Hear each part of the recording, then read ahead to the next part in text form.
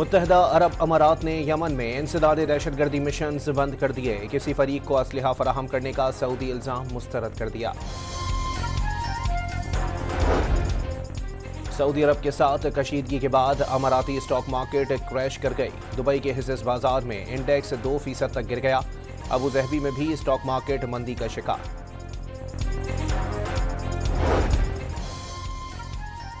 Saudi अरब और मुत्तहदा अरब अमारात के दरमियान कशीदगी खत्म कराने के लिए अरब लीग मैदान में आ गई। सेक्रेटरी जनरल ने दोनों ममालिक से यकजहती कायम रखने की अपील कर दी। वज़ीर आज़म शहबाज शरीफ की रहीम यार खान में मुत्तहदा अरब अमारात के सदर से मुलाकात। शेख जायद अल नहयान से आलमी और इलाकाई उमूर पर तबादला ख्याल।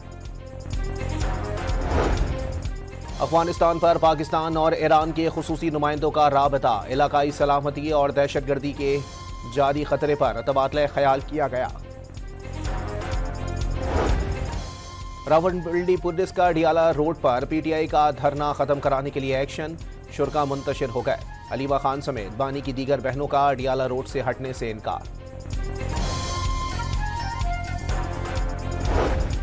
पाकिस्तान की सालाना माशी शरह नमू हुकूमत के गुज़िश्ता तखमीने से ज्यादा। 2024-25 में नज़रसानी शुदा 3.04 से बढ़कर 3.09 हो गई।